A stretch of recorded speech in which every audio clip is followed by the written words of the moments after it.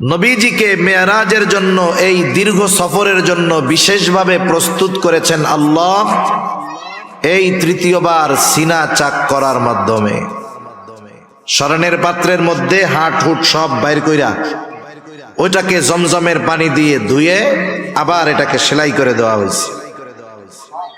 এই কথা মেরাজের এই হাদিস আজকে আমি আপনাদের বলতেছি তা না, ১৫০০ বছর উলামায়ে কেরাম শতাব্দীর পর শতাব্দী মানুষের সামনে এই ঘটনাগুলো বর্ণনা করেছে কি করে নাই? করেছে। ওই সময়ের কাফের যারা ছিল এক সময় তারা বলতো একজন মানুষের বুক ছিঁড়লে সে আবার বাইসা থাকে কেমনে? এটা অসম্ভব, এটা মিথ্যা কথা। কিন্তু এখনকার চিকিৎসা বিজ্ঞান এই বিষয়টা ক্লিয়ার করে দিয়েছে, একজন মানুষকে পরিপূর্ণ অজ্ঞান করা লাগে না, শুধুমাত্র নির্দিষ্ট স্থান অজ্ঞান করে অবশ করে বাকি সেন্স ঠিক রেখে ওপেন হার্ট সার্জারি হইতেছে। যার সার্জারি হচ্ছে সে বড় স্ক্রিনের মধ্যে দেখতেছে কেমনে কাটতেছে, কিভাবে বের করতেছে, সজ্ঞানে অপারেশন চলতেছে। আজকে যেটা মানুষ দেখতেছে কিছুকাল আগেও ওই বিষয়টা তারা অস্বীকার করছে। তা হযরত আনাস রাদিয়াল্লাহু তাআলা আনহু বলেন, নবীজির সিনা যে চাক করা হইছে, কাটা হইছে, এই জায়গায় অপারেশনের দাগ, সেলাইয়ের দাগ ছিল। বুখারী মুসলিমের হাদিস। হযরত আনাস রাদিয়াল্লাহু তাআলা আনহু নবীজির খেদমতে ছিলেন 10 বছর। কত বছর? 10 বছর নবীজির খেদমত তিনি করছেন। একটা মানুষের কাছে দীর্ঘকাল থাকলে তার অনেক কিছু দেখা যায়, জানা যায়, যা অল্প সময়ে তার কাছে গেলে দেখা যায় না, জানা যায় না। হযরত আনাস রাদিয়াল্লাহু তাআলা আনহু বলেন,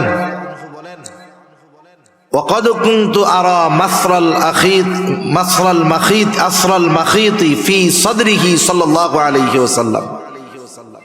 আমি নবীজি সাল্লাল্লাহু আলাইহি ওয়াসাল্লামের বুকে আমি এই সেলাইয়ের দাগ আমি খুব স্পষ্টভাবে দেখেছি। সুবহানাল্লাহ। নবীজির সিনা যে চাক হইছে এ ব্যাপারে কোনো সন্দেহ নাই। এখন নবীজির সফর শুরু হবে। প্রথম সফর হবে মসজিদুল হারাম থেকে মসজিদুল আকসা পর্যন্ত। সফর কিসে হবে? বাহন আনা হয়েছে, সেই বাহনের নাম হলো বুরাক। বুরাক এইটা কেমন? আমাদের সমাজে আগেও আমরা দেখতাম পোস্টার পাওয়া যাইতো, বড় বড় ব্যানার, সাদা এক ঘোড়া, পাশে 2টা ডানা, আবার মানুষের মাথা গলার কাছে লাগায় দিত, কইতো যে এটা হলো বোরাক, নবীজির বোরাক। নাউজুবিল্লাহ। হাদিসের মধ্যে বোরাকের বর্ণনা আসছে সেটা খচ্চরের চাইতে ছোট, গাধার চাইতে বড়, এবং এর এক একটা ধাপ এত দূর, কত দূর বলে দৃষ্টি সীমার শেষ প্রান্তে প্রতিটা পদক্ষেপে বোরাক পৌঁছায়া যায়।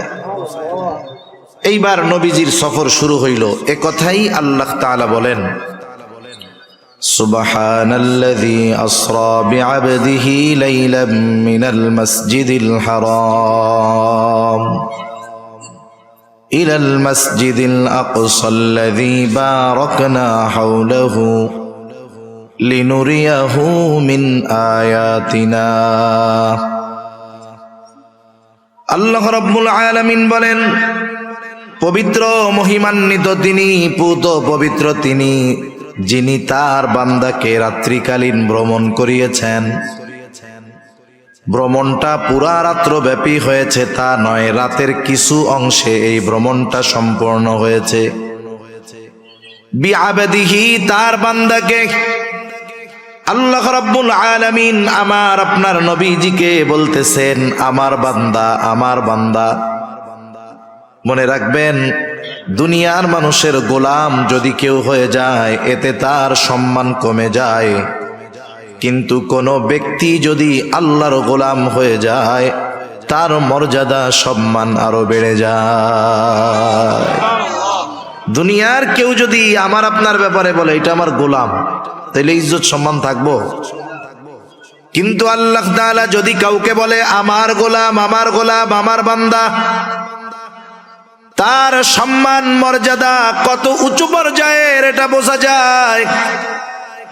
কারণ ঈসা আলাইহিস সালাতু ওয়াস সালামকে ইহুদিরা বলতেছে এটা হলো আল্লাহর সন্তান, অপবাদ দিচ্ছে। ঈসা আলাইহিস সালাম মায়ের কোলে কি জবাব দিছে? খ্রিস্টানেরা বলে ঈসা হলো আল্লাহর সন্তান, আর ঈসা আলাইহিস সালাম বলেন ইন্নী আবদুল্লাহ আতানিয়াল কিতাবা ওয়া জাআলানি নাবিয়্যা। বলে আমি হলাম আল্লাহর বান্দা। ইন্নী আবদুল্লাহ, কার বান্দা? আমি আল্লাহর বান্দা। যারা পরিপূর্ণ গোলাম হয় এরা দামি। গোলাম মানে কি জানেন? গোলাম মানে হইল যার ইচ্ছাটাও নিজের ইচ্ছায় চলবে না। আমার ইচ্ছাটাও হবে কার ইচ্ছাধীন? আল্লাহর ইচ্ছাধীন। এটা হলো আসল গোলাম। সে নিজেকে পরিপূর্ণ আল্লাহ তাআলার সামনে সমর্পণ করে দিবে, এর দাম বেশি। গোলাম হইলে দাম বেশি, আজাদ হইলেই যে দাম তা না। যেমন আকাশে এক ঝাঁক বক উড়ে যাইতেছে, বক, অনেকগুলা বক। এক বন্ধু আর এক বন্ধুকে বলতেছে, দোস্ত বকগুলা দেখছো? বলে হ্যাঁ দেখছি, খাইতে খুব মজা লাগে তো বকের গোশত। বলে তোমার কাছে এই আকাশে ওই জায়গায় 1000 খানিক বক হবে, তোমারে আমি বেচা দিলাম, এর দাম আমারে 500 টাকা দাও। 1000 বক সব তোমারে দিয়া দিলাম, আকাশে যেই কয়টা আছে। কোন বলদে 500 টাকা কেন? 5 টাকা দিব? 5 টাকা দিয়াও ওই আজাদ বক কিনবে না। আপনি যদি খাঁচায় বন্দি করে একটা বক নিয়ে আসেন যে ধরো এটা 500 টাকা দাও, বাজারে উঠাবেন দেখবেন সিরিয়ার লেগে যাবে। যদি বড় সড়ো হয় 1000 টাকা দিয়ে কেনার লোক পাওয়া যাবে। এই জন্য আজাদ স্বাধীন হইলেই দামি হয় না, বরং কেউ যদি আল্লাহর গোলাম হতে পারে, গোলামের খাঁচায় আবদ্ধ হতে পারে, তাহলে আল্লাহ তাআলার কাছে দামি হয়ে যায়। দুনিয়া আখিরাতে আল্লাহ তাআলা তাকে দামি বানায়া দেয়। আল্লাহ রাব্বুল আলামিন বলেন লাইলাম মিনাল মসজিদিল হারামি ইলাল মসজিদিল আকসা। তার বান্দাকে তিনি রাত্রিকালীন সফর করিয়েছেন মসজিদুল হারাম থেকে মসজিদে আকসা পর্যন্ত। আমি দুইটা বিষয় মূলত আপনাদের খেদমতে কিছু কথা বলতে চাই। একটা হলো নবীজির মেরাজ সংক্রান্ত, দ্বিতীয়টা হলো মসজিদুল আকসা সংক্রান্ত।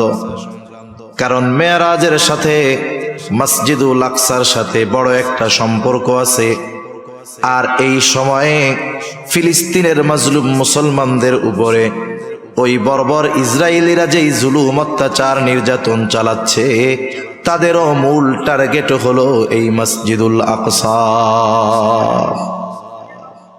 আমরা অনেক সময় ভাবি যে ইহুদিরা মনে হয় এই যুদ্ধটা করতেছে, অনেক উদ্দেশ্য আছে। না না, গোটা দুনিয়ার ইহুদিরা একজনের আগমনের অপেক্ষায় আছে। বলেন তো তার নাম আপনাদের জানা আছে? কি বলেন তো তার নাম? দাজ্জালের আগমনের অপেক্ষায় আছে। দাজ্জাল কখন আসবে? ওদের মন গড়া কিছু কাহিনী আছে, ঘটনা আছে, গল্প আছে, যেগুলো নিজেদের বানানো। ওরা একটা গল্প বানাইছে যে বর্তমান মসজিদুল আকসা, যেটা বাইতুল মুকাদ্দাস, মসজিদুল আকসা, এগুলো একটা থেকে আর একটা পৃথক না, এগুলো সব একসাথে। আপনারা যদি দেখে থাকেন দেখবেন মসজিদুল আকসা তথা বাইতুল মুকাদ্দাস 4 দিক দিয়ে দেওয়াল দিয়ে ঘেরা আছে। ওই পুরাটা জায়গা, ওর ভিতরে যতগুলো স্থাপনা আছে সব বাইতুল মুকাদ্দাস এর ভিতরে। যেটাকে আমরা মসজিদুল আকসা বলি চিনি নাম হিসাবে, ওইটাও বাইতুল মুকাদ্দাসের ভিতরে একটা জায়গা।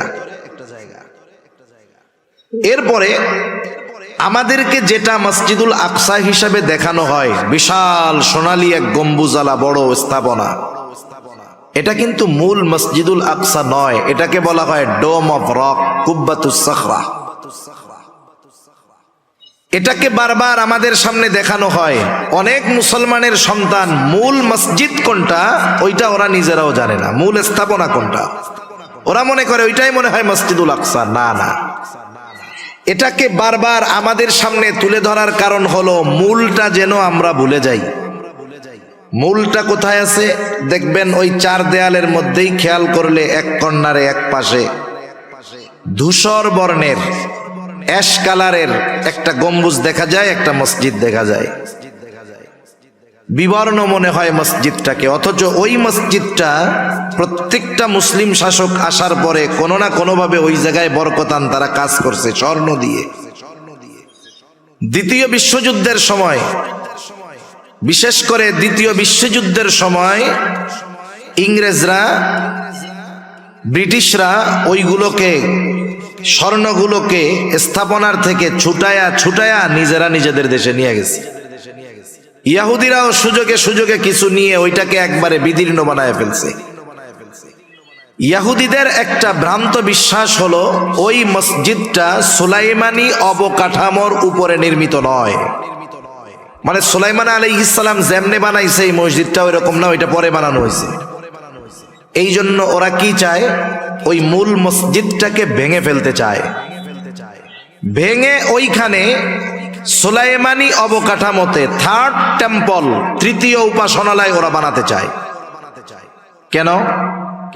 ওদের বিশ্বাস হলো ওইখানে যখন থার্ড টেম্পল, তৃতীয় মন্দির বা উপাসনালয় বানানো হবে তখনই দাজ্জালের আগমন ঘটবে। এটা ওদের একটা ভ্রান্ত বানোয়াট ভুয়া আকীদা বিশ্বাস। যেমনটা ঘটছে বাবরি মসজিদের সাথে। বাবরি মসজিদ 500 বছর ওইখানে মসজিদ ছিল, আজান হয়েছে, নামাজ হয়েছে, সব হয়েছে। হঠাৎ করে এই 20 শতাব্দীর মাঝামাঝি ইংরেজদের থেকে দেশ বিভক্ত হওয়ার পরে একজন গুজব উঠাইছে বাবরি মসজিদের নিচে নাকি রাম মন্দির ছিল, ওইখানে মুসলমানেরা মসজিদ বানাইছে। কি হইল? যেখানে 500 বছর নামাজ হইছে, মসজিদ হইছে, আগে কেউ কোনো কথা বলে নাই। যখন বানানো হইছে কেউ কোনো কথা বলে নাই। বলতে পারেন হুজুর, মুসলিম শাসক বানিয়েছে, হিন্দুরা কথা বলতে কি সাহস পাবে? কেন পাবে না? যদি মুসলিমরা জালেম হতো, মুসলিম শাসকরা 800 বছর এই উপমহাদেশ মুসলমানেরা শাসন করেছে। মুসলিম শাসকরা যদি জালেম হতো, অত্যাচারী হতো, এই উপমহাদেশে 100 কোটি হিন্দু বসবাস করতে পারত না, সব নিশ্চিহ্ন করে দিত মুসলিম শাসকরা। অথচ ইতিহাসের পাতা খুললে দেখবেন সব সময় এই উপমহাদেশে হিন্দুদের সংখ্যা বেশি থেকেছে। এটা একটা বানোয়াট কথা। মূল কথা হলো ওরা কি চায়। উপমহাদেশে মোগল সাম্রাজ্যের প্রথম সম্রাট ছিলেন সম্রাট বাবর। ভালো একজন মানুষ ছিলেন উনি। মূলত যারা হিন্দুত্ববাদ প্রতিষ্ঠা করতে চায় ওরা গোটা ভারত থেকে, উপমহাদেশ থেকে মুসলমানদের স্থাপনা এবং মুসলমানদের নাম চিহ্ন এরা মুছে দিতে চায়। ঐতিহাসিক স্থাপনাগুলোর নাম পরিবর্তন করে ফেলতে চায়। আগ্রার তাজমহলের নাম পরিবর্তন করতে পারবে হয়তো, এরপরে দিল্লির কুতুব মিনারের নাম হয়তো পরিবর্তন করে ফেলতে পারবে, কিন্তু মসজিদের নাম তো আর রাম মসজিদ রাখতে পারবে না। পারবে? তাহলে বোঝা গেল এইটার নাম তো আর পরিবর্তন করা যাবে না। তাহলে এটাকে ভাঙতে হবে কেমনে? এখানে এক ধর্মীয় সিম্প্যাথির খেলা দেখাতে হবে। এই ধর্মীয় বিষয়টাকে কাজে লাগিয়ে ওরা ওখানে গুজব ছড়াইয়া দিল এর নিচে রাম মন্দির ছিল, মুসলমানরা জোর করে এই মসজিদ করেছে, সুতরাং এই মসজিদ রাখা যাবে না। এক সময় মসজিদ ভেঙে ফেললো, এই মামলা কোর্টে গেল, যা হবে তাই ম্যাচ ফিক্সিং করাইতো, কি হবে বলা বলে তো জানাই কথা। মুসলমানদের বিরুদ্ধে রায় দেওয়া হলো, মসজিদ ভেঙে 1 বছরের মধ্যে, 1.5 বছরের মধ্যে বিশাল রাম মন্দির হয়ে গেছে। কয়েকদিন আগে উদ্বোধন হয়েছে, একথা জানেন আপনারা? গত মাস, এই মাসের 22 তারিখে উদ্বোধন হয়ে গেছে। তাহলে এই বাবরি মসজিদ ভাঙা হয়েছে কেন? পুরো একটা গুজব, মিথ্যা বিভ্রান্ত তথ্যের উপরে ভিত্তি করে। এই যে ইহুদিরা বলে যে এটা সুলাইমানি অবকাঠামো, মূল অবকাঠামো নয়, এটার ভাঙা আমরা ওই আগের মতো বানাবো। এটা বানাইলে কি হবে? ওদের বিশ্বাস এটা বানাতে পারলে দাজ্জালের আগমন ঘটবে। এখন যদি মসজিদ ভেঙে ফেলে তাহলে তো সমস্যা, মুসলিম উম্মাহ আরো বেশি ক্ষেপে উঠবে। এই জন্য প্রথম নজর সরিয়ে দিতে চায় আমাদের, আমরা যেন মনে করি ওই ডোম অফ রক এটাই হলো মূল মসজিদে আকসা। ওইটাকে আমরা ভুলে যাব। ধ্বংস কেমনে করবে? গ্রানাইট দিয়ে করবে? না না, তল দিয়ে সুড়ঙ্গ কেটে ওই স্থাপনার নিচে যখন গর্ত ফাঁকা হয়ে যাবে, এক সময় এমনেই মসজিদটা ডেবে যাবে, আর ওরা ওই জায়গায় ওদের সেই তথাকথিত থার্ড টেম্পল বানাবে। এটা হলো ইহুদিদের মূল টার্গেট। ফিলিস্তিনকে এমন ভাবে ওরা ঘিরে রাখছে, বহির্বিশ্বের কেউ এই কাজে বাধা দিতে পারবে না, কারণ যাওয়ার উপায় নাই। আপনার যত টাকা পয়সা থাক, আপনি মক্কা মদিনায় বারবার যাইতে পারবেন, কিন্তু মসজিদুল আকসায় একবার যাওয়া আপনার জন্য হাজার হাজার গুণ কঠিন হবে। এখন যাইতে পারে না কেউ, পূর্ণ নিয়ন্ত্রণ ইসরায়েলের কাছে। তা এখন বাধা কারা দিবে? যারা ওই ফিলিস্তিনের এরিয়ার মধ্যে আছে, যারা আওয়াজ তুলবে তাদেরকে শেষ করে ওই নির্মাণকে ভেঙে ওই জায়গায় থার্ড টেম্পল করতে হবে, এটাই ওদের মূল উদ্দেশ্য।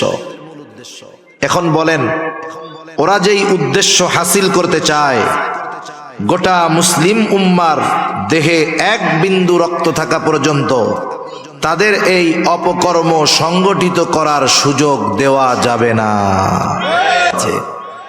দেখবেন, মক্কা হলো বর্তমান দুনিয়ার সবচাইতে মর্যাদাপূর্ণ জায়গা। এই বাইতুল্লাহর ব্যাপারে ইহুদি খ্রিস্টান কোনোদিন বলবে না এটা আমাদের, এটা কোনোদিন বলবে না। মদিনার ব্যাপারেও ওরা বলবে না যে এটা আমাদের, কোনোদিন বলবে না।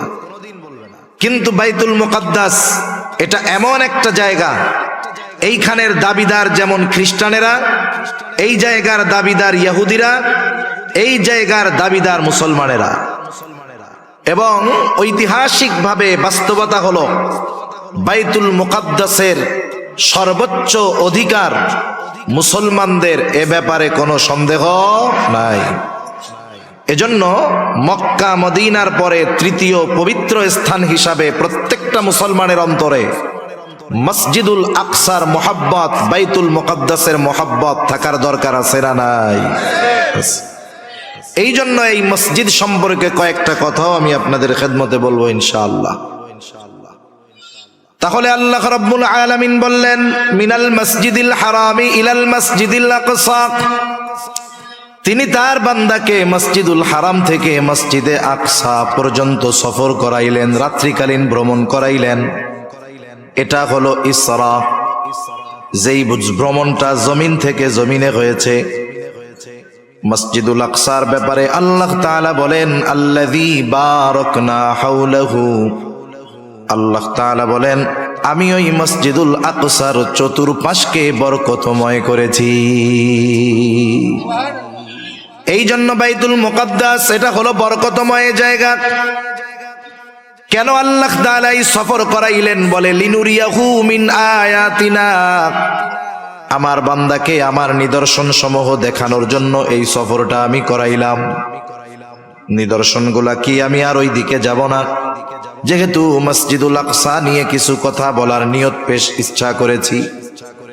তাহলে মসজিদুল আকসা তথা বাইতুল মুকাদ্দাস এক নম্বরে বরকতময় ভূমি, বরকতময় স্থান, বরকতময় স্থাপনা। বলেন তো এই ঘোষণাটা কার?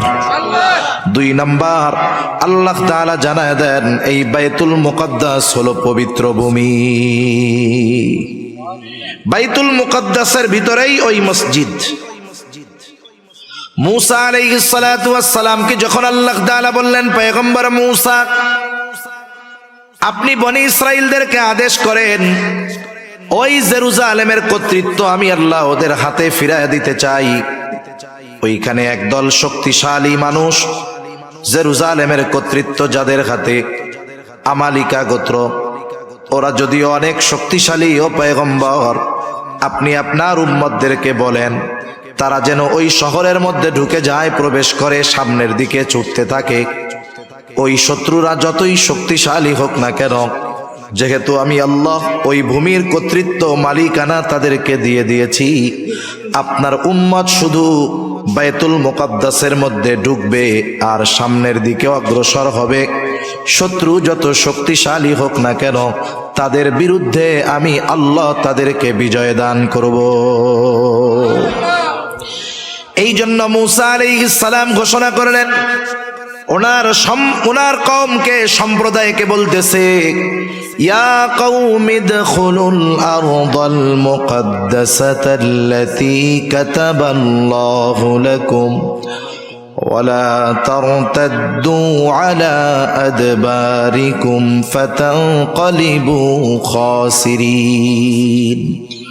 মুসা আলাইহিস সালাম বলেন, ও আমার সম্প্রদায়, তোমরা ওই পবিত্র ভূমির মধ্যে ঢুকে পড়ো, যেই ভূমির মালিকানা, যেই পবিত্র জমিনের মালিকানা আল্লাতী কাতাবাল্লাহু লাকুম, আল্লাহ তাআলা তোমাদের জন্য লিখে দিয়েছে। তোমরা শুধু ওই জমিনের মধ্যে, ওই শহরের মধ্যে ঢুকবা, সামনের দিকে অগ্রসর হবা, খবরদার পেছনের দিকে আসবা না। জয় তোমাদেরই হবে, তবে যদি পিছু হটো, ওয়ালা তারতাদ্দু আলা আদবারিকুম ফাতানকালিবু খাসিরিন, যদি পেছনের দিকে ফিরো, পিছু হটো, তাহলে ক্ষতিগ্রস্তদের অন্তর্ভুক্ত হয়ে যাইবা। আর যদি সামনের দিকে ছুটতে থাকো, ওই পবিত্র জমিনের মালিকানা তোমাদেরকে দিয়ে দিবে। আল্লাহ তাআলা কোরআনুল কারীমে জানায়া দিলেন, এই জমিনটা হলো পবিত্র জমিন, পবিত্র ভূমি। 3 নাম্বার, এই মসজিদের অন্যতম তথা বাইতুল মুকদ্দাসের অন্যতম বৈশিষ্ট্য হলো এটা মুসলমানদের প্রথম কিবলা। আব্দুল্লাহ ইবনে আব্বাস রাদিয়াল্লাহু তাআলা আনহু থেকে বর্ণিত, তিনি বলেন, কানা রাসূলুল্লাহ সাল্লাল্লাহু আলাইহি ওয়াসাল্লাম ইউসাল্লি ফি মক্কাতা নাহওয়া বাইতুল মুকদ্দাস ওয়াল কাবাতু বাইনা ইয়াদাইহি। নবীজি মক্কায় যখন নামাজ পড়তেন, বাইতুল মুকদ্দাসের দিকে ফিরে নামাজ পড়তেন, কাবা ওনার আর বাইতুল মুকদ্দাসের মধ্যে থাকতো। বাইতুল মুকদ্দাস মক্কা থেকে প্রায় ১৫০০ কিলোমিটার উত্তরে। নবীজি যখন উত্তর দিকে ফিরতেন, সামনে কাবা থাকতো, এরপরে বাইতুল মুকদ্দাস থাকতো। তার মানে নবী দক্ষিণ দিকে দাঁড়িয়ে কাবাকে সামনে নিয়ে উত্তর দিকে মুখ করে দাঁড়াইতেন। বাদামা হাজারা ইলাল মাদিনাতি ১৬ শাহরা, নবীজি যখন মক্কা থেকে মদিনায় হিজরত করলেন, ১৬ থেকে ১৬ মাস নবীজি বাইতুল মুকদ্দাসের দিকে ফিরে নামাজ পড়ছেন। কারণ বাইতুল মুকদ্দাস উত্তর দিকে, মক্কা থেকে মদিনাও উত্তর দিকে।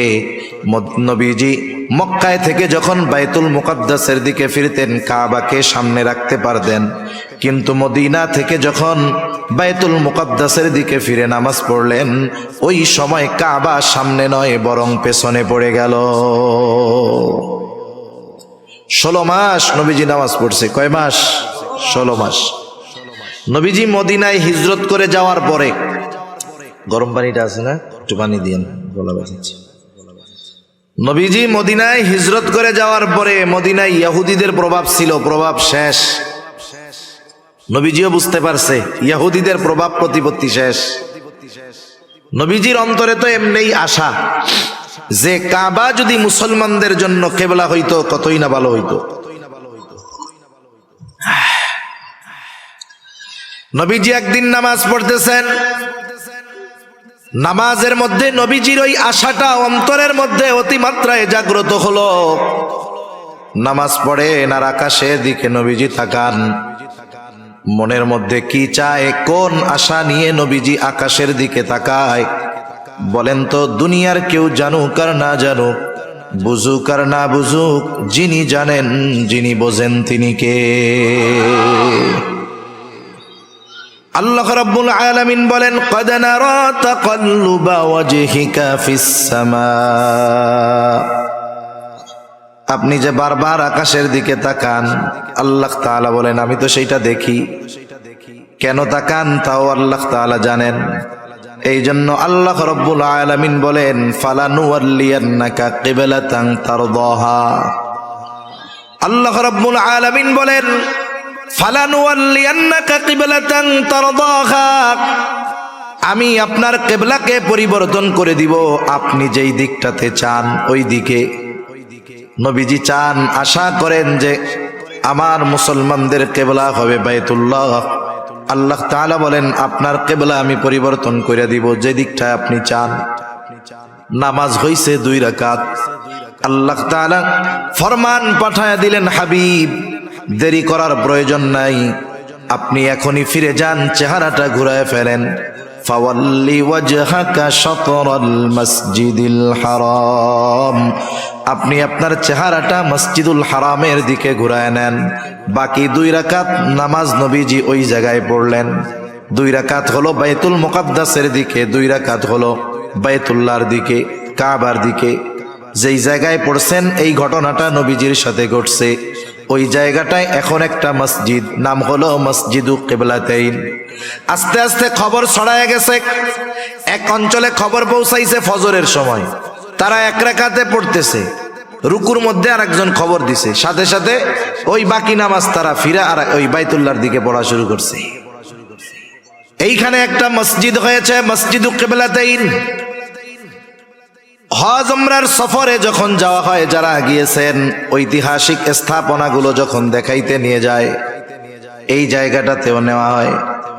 এখন তো কাবার দিকে ফিরা মেহরাব, কিন্তু বের হওয়ার সময় যখন দরজার উপরের দিকে তাকাইলে দেখা যায় জায়নামাজের মতো একটা চিহ্ন দেওয়া আছে, বোঝানোর জন্য যে আগে কেবলাটা এদিকে ছিল। তাহলে এই বাইতুল মুকাদ্দাস মসজিদুল আকসা এর সাথে আমার আপনার নবীজির কমপক্ষে 16 মাসের ইবাদতের সম্পর্ক রয়েছে। এটার সাথে আমাদের ইবাদতের সম্পর্ক। এটা হলো পৃথিবীর দ্বিতীয় মসজিদ। আবু যার গিফারি রাদিয়াল্লাহু তাআলা আনহু নবীজি সাল্লাল্লাহু আলাইহি ওয়াসাল্লামকে জিজ্ঞাসা করতেছেন, আইয়ু মসজিদিন উযিয়া ফিল আরদি আউওয়ালা, পৃথিবীর সর্বপ্রথম মসজিদ কোনটা? নবীজি বলেন, আল মসজিদুল হারাম। মসজিদুল হারাম হলো পৃথিবীর প্রথম মসজিদ। আল্লাহ তাআলাও বলেন, ইন্না আউওয়ালা বাইতিন মুদিআ লিন-নাস লাল্লাযী বিবাক্কাতা মুবারাকান ওয়া হুদাল লিল আলামিন। মানুষের জন্য এই পৃথিবীতে প্রথম ঘর যেটা বানানো হয়েছে মক্কায় অবস্থিত। 2টা বিষয় হতে পারে, মুফাসসিরিনে কেরাম বলেন, একটা হলো মানুষের ঘর হোক আর ইবাদতের ঘর হোক, এই ঘরই প্রথম ঘর, এর আগে কোনো ঘর দুনিয়াতে ছিল না। 2 নাম্বার হতে পারে মানুষের ঘর হয়তো আগেই হয়েছে, কিন্তু এটা দুনিয়ায় ইবাদতের প্রথম ঘর, প্রথম মসজিদ। তাহলে পৃথিবীর প্রথম মসজিদ হলো মসজিদুল হারাম। এরপরে তিনি প্রশ্ন করতেছেন, সুম্মা আইয়ুন, এরপরে কোনটা? নবীজি প্রশ্নের জবাবে বললেন, আল মসজিদুল আকসা, মসজিদুল আকসা। কাম কানা বাইনাহুমা, এই 2টার মাঝে ব্যবধান কত বছরের? নবীজি বললেন, 40 সানা, এই 2টার মধ্যে ব্যবধান হলো 40 বছরের। 40 বছরের ব্যবধানে এই 2টা মসজিদ হইছে। এটা পৃথিবীর দ্বিতীয় মসজিদ। এই মসজিদের অন্যতম ফজিলত কি? পৃথিবীর 3টা মসজিদ ছাড়া পৃথিবীর অন্য কোন মসজিদ বরকত মনে করে সফর করে দেখতে যাওয়ার সুযোগ নাই। সেটা 60 গম্বুজ হোক আর 206 গম্বুজ হোক। আপনাদের বরিশালে একটা মসজিদ আছে, ওইটা হোক, যেটা হয় হোক, ফজিলত মনে করে এই 3 মসজিদ ছাড়া পৃথিবীর অন্য কোন মসজিদে যাওয়ার বৈধতা নাই। অনেক মানুষ এমন হয় 60 গম্বুজ মসজিদে গেছে ফজিলত মনে কইরা, জোহরের নামাজের সময় গিয়ে উপস্থিত হইছে, কিন্তু নামাজ কালাম কিছু পড়ে নাই, বাইরে দিয়া ঘুরছে আর বিড়ি টানছে। নামাজ কালাম শেষ, লোকজন বের হয়ে গেছে। এইবার অজু কইরা যায় 2 রাকাত নামাজ পড়ছে। একজন জিজ্ঞাসা করে, কিসের নামাজ পড়লি? এদিকে এসে পড়লে ফজিলত আছে, এই জন্য পড়ছি। এই ফজিলত মনে করে নামাজ পড়লে সওয়াব হবে না উল্টা গুনাহ হবে? কোন? পৃথিবীর কোন মসজিদ সফর করবে বরকত মনে করে এই 3 মসজিদ ছাড়া কোন মসজিদে করার সুযোগ নাই। বরং এই 3 মসজিদে সুযোগ হইলে যাওয়া জরুরি। মসজিদুল হারামে যাওয়া লাগেই, হজ ফরজ হইলে যাইতে হবে, ওইটা ফরজ। সেই জন্য মসজিদুল হারামে যাইতে হয়, মসজিদুল নববীতে যেতে হয়, মসজিদুল আকসায় গেলে ফজিলত আছে। কিন্তু আফসোসের ব্যাপার, এখন আর পুরনো নিয়ন্ত্রণ ইহুদিদের হাতে থাকার কারণে মুসলমান চাইলেই যাইতে পারে না। এই 3 মসজিদ হলো এই বরকতময় যে এই 2-3 মসজিদ দেখার উদ্দেশ্যে সফর শুরু করলেই সওয়াব হয়। শুধু তাই না, এই 3 মসজিদে গিয়ে যদি নামাজ পড়া যায়, নবীজি বলেন বাইতুল্লাহে নামাজ পড়লে তার 1 রাকাতের সওয়াব 1 লক্ষ গুণ বাড়ায়া দেওয়া হয়। মসজিদুন নববীতে পড়লে 1000 গুণ বাড়ায়া দেওয়া হয়। মসজিদুল আকসায় 1 রাকাত নামাজ পড়লে ওর সওয়াব 250 গুণ পর্যন্ত আল্লাহ তাআলা বাড়ায়া দেয়।